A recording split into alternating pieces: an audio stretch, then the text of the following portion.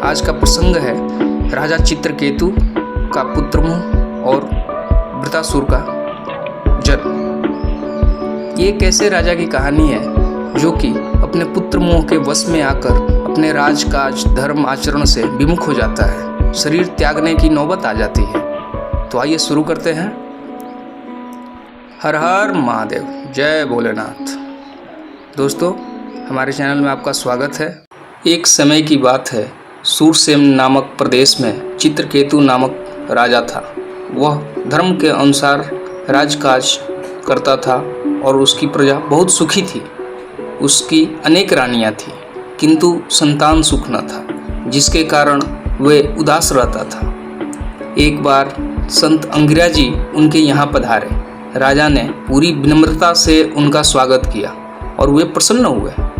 उनकी चरणों में बैठे राजा से ऋषि ने पूछा, राजान, आपके राज्य में प्रजा सुखी है, किंतु जो राजा अपने मन को न बांध सके वह राज्य को कैसे संभालेगा?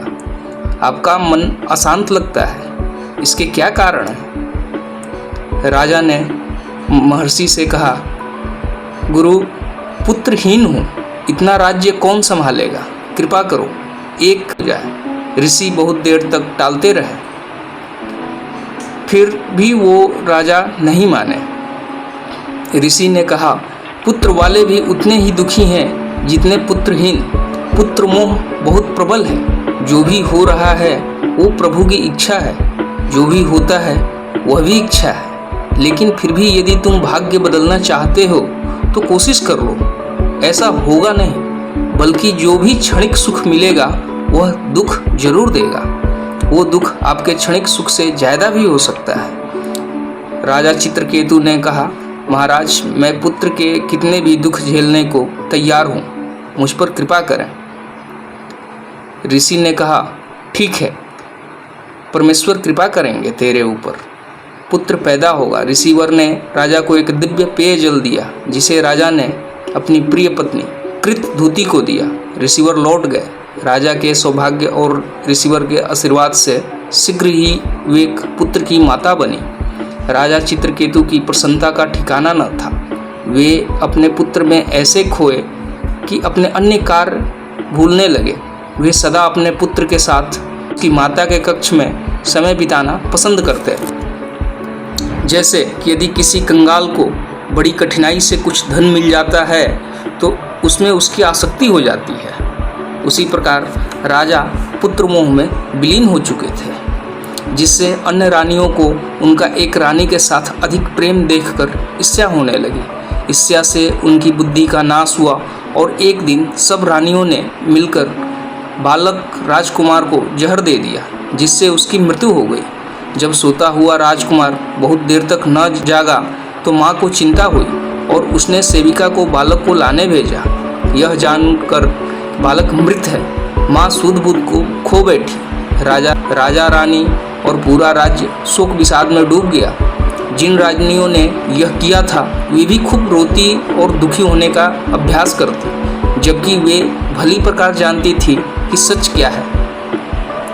कुछ समय बाद ऋषि अंगिरा जी ने जान लिया कि राजा शोक से मृत्यु के निकट है, तो वे श्री देव ऋषि नारद जी सहित फिर से वहाँ आए। देव ऋषि ने राजा से कहा, तेरा पुत्र जहाँ चला गया है वहाँ से लौटकर आ नहीं सकता, शोक रहित हो जा। तेरे शोक करने से तेरी सुनवाई नहीं होने वाली। ऐसे समय में राजा को एक ही शिकायत थी कि यदि लेना ही था तो दिया क्यों? उनके इस प्रकार बहुत बार समझाने पर भी राजा जब समझने को तैयार नहीं हुए तो देव ऋषि नारद ने समझाते हुए बताया कि पुत्र 4 प्रकार के होते हैं। पिछले जन्म का बैरी जो अपना वैर चुकाने के लिए पैदा होता है उसे शत्रु पुत्र कहते हैं। पिछले जन्म का ऋणदाता अपना ऋण वसूल करने आया है, हिसाब किताब पूरा होते ही जीवन भर का दुख देकर चला जाता है, यह दूसरी तरह का पुत्र है। तीसरे तरह के पुत्र उदासीन पुत्र होते हैं। विवाह से पहले माँ बाप के, विवाह होते ही माँ बाप से अलग हो जाते हैं, अब मेरी और आपकी निभ नहीं सकती, पशुवत पुत्र बन जाते हैं। चौथे प्रकार के पुत्र सेवक पुत्र होते हैं। माता पिता में परमात्मा को देखने वाले सेवक पुत्र होते हैं, सेवा करने वाले। उनके लिए माता पिता की सेवा परमात्मा की सेवा है। माता पिता की सेवा हर एक की किस्मत में नहीं है, कोई कोई भाग्यवान है जिसको यह सेवा मिलती है। राजन तेरा पुत्र शत्रुपुत्र था, शत्रुता निभाने आया था, चला गया। महर्षि अंगिरा इसी अनहोनी को टाल रहे थे, पर तू नहीं माना। समझाने के बावजूद भी राजा रोए जा रहे थे, माने शोक से बाहर नहीं निकल पा रहे हो। राजा को तब नारद जी ने समझाया। नारद जी ने अपनी शक्ति से उस जीवात्मा का वाहन किया जो पुत्र बनकर आया था। बोले, हे शुभजीव आत्मन, आपकी जय हो। जरा अपने माता पिता को देखिए जो आपके बिना कितने शोक संतप्त हैं। आप अकाल मृत्यु को प्राप्त हुए, आपका जीवन काल अभी शेष है। आप इस देह में पुनः प्रवेश करें और उस जीवन काल तक इन्हें सुख दें। लेकिन यह क्या, आत्मा जो उसके पुत्र की थी पहचानने से इनकार कर रहा था। कौन पिता, किसका पिता? देवर्षि क्या कह रहे हो आप? न जाने मेरे कितने जन्म हो चुके, कितने पिता, मैं नहीं पहचानता कि यह कौन है। किस किस को पहचानूं? मेरे आज तक कितने माँ बाप हो चुके हैं, किसको किसकी पहचान रहती है। मैं इस समय विशुद्ध आत्मा हूँ, मेरा कोई माँ बाप नहीं। मेरे माँ बाप परमात्मा हैं तो शरीर के संबंध टूट गए, किंतु लाख योनियों आदमी भुगत चुका है उतने ही माँ बाप। कभी चिड़िया में माँ बाप, कभी कौवा में माँ बाप, कभी हिरण में माँ बाप, कभी पेड़ पौधों में, इत्यादि इत्यादि। और श्री नारद ने राजा से बोला, सुन लिया राजन? राजा चित्रकेतु अवाक अवस्था में खड़े के खड़े रह गए। यह आपने आप बोल रहा है, जिसके लिए मैं रो रहा हूँ, जिसके लिए मैं बिलख रहा हूँ, वह मुझे पहचानने से इनकार कर रहा है। जो पहला आघात था उससे बाहर निकला। जिस शोक सागर में पहले डूबा हुआ था, परमात्मा ने उसे दूसरे शोक सागर में डालकर पहले से बाहर निकाला। अब समझा कि पुत्र मोह केवल मन का भ्रम है, सत्य सनातन तो केवल परमात्मा है। जो माता पिता अपने पुत्र और पुत्री को इसी जन्म में सुसंस्कारी नहीं बनाते, उन्हें मानव जन्म का महत्व नहीं समझाते, उनको संसारी बनाकर उनके शत्रु समान व्यवहार करते हैं, तो अगले जन्म में उनके बच्चे शत्रु व बैरी पुत्र पैदा होते हैं उनके घर। अतः संतान का सुख भी अपने ही कर्मों के अनुसार मिलता है। आत्मा की बात सुनकर चित्रकेतु का मोह भंग हुआ। नारद जी ने राजा को नारायण मंत्र की दीक्षा दी। चित्रकेतु ने मंत्र का अखंड जप करके नारायण को प्रसन्न किया।